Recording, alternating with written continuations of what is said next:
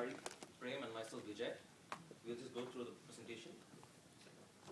We saw the case and we approached it specifically by the question that was asked: consistent demand creation strategy, and this is a stepwise strategy that we suggest them: promotion, product and process innovation, distribution, and finally duplication to other markets. In terms of promotion, we have just taken into three main characteristics. One is the communication model, and creating incentives, and microfinancing. If you take communication, generally, if you take the villages are more with the tribe leaders are more commonly, like accepted in terms of the public. So we are approaching them to convince the community in delivering this business model, and the local fairs and also the schools. And then if you take the audiovisual media, usually the people these fishermen, generally they calculate in terms of what they know, that is the kerosene. So if we try to tell them that, okay, this is the amount you're spending for kerosene, and if you are going to use these lamps, this is the amount how much you're going to save. That in terms of that, this is what I mean by clear cost comparison, something which they can understand, relate to, instead of just saying the cost. And then in the addressing the community aspiration, that is scale to increase this in a scalable level, this we feel is very important. And then in terms of incentives, if you take the BOP model of the bottom of the pyramid, the main thing is the trust factor. That's how this model actually works to spread the message. So if you are going to give incentives for referral, for every referral, if we can either give it in terms of monetary benefit, or it can also be something like charge. The charging can be done for every person who refers. The microfinancing, this is a very commonly used model for BOP. And we are using something called Ease the Lease, which is something we just named it, for existing customers as something like a loyalty. For those who are loyal to us, we can make the leasing easily and reduce the cost for the old lanterns. And then a prepaid card system for water, because we know that water is the main thing in this Ostrom project. So we feel that if we give them a kind of a prepaid system, it will be very good. And then the microfinancing options, which finally we thought was using the local authorities to educate. And also we can claim carbon credits, which can be used in turn in terms of monetary funding also. Regarding the carbon credits, Ostrom cannot access the carbon credit market, but they can definitely educate the local authorities how they can incentivize, like the money they get from the carbon credits, they can incentivize as in the form of guaranteeing the deposits of those people who still cannot afford the 50 Kenyan currency kind of deposit for accessing of an Olalton. For the product and process innovation, we are more or less satisfied with the products that they have brought out. It's a very robust thing.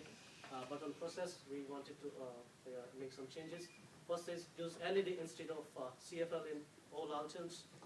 It has already been successfully implemented by Technosol in Latin America. So they should use it. It will make the thing more affordable, especially the old lantern. Second, use the excess capacity of the idle weeks. Every month, in the last week, they have the idle capacity. And water is the booming business right now in all the emerging economies, be it African or Latin American. They should invest that time, the excess capacity, into making more of purified water. So it is realign the resources in accordance to the sales of water and recharging account for only 10%, but they were allocating more. So our suggestion is instead of 40 to 6, they should allocate the resources in the form of 43 to 5, which will actually change a lot. Use GPS tracking system.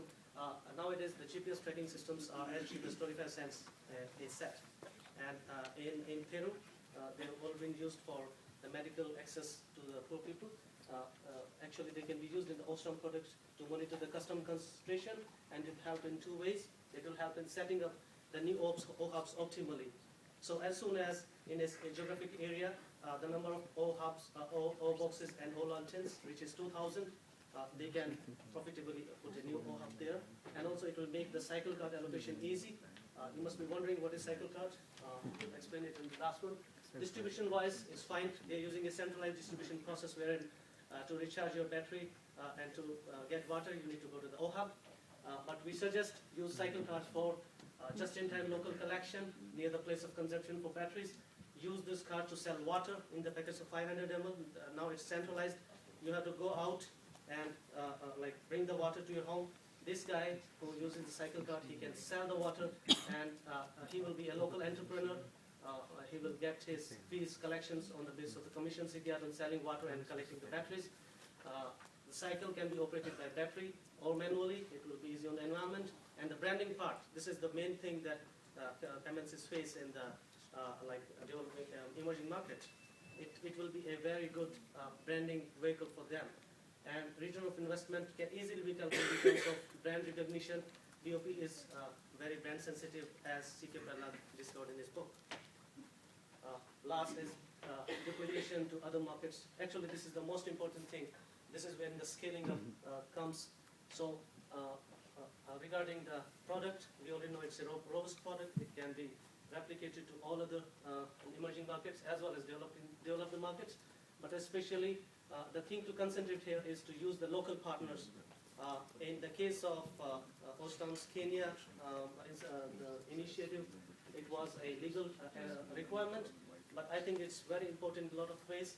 3 of them we have noted down here. Faster to understand the local culture, understanding the culture, understanding how they consume the things, and how it, like for example in the case of Kenya, every 4th week they don't go for fishing. This kind of things are very important in understanding how to promote the product. No, go back.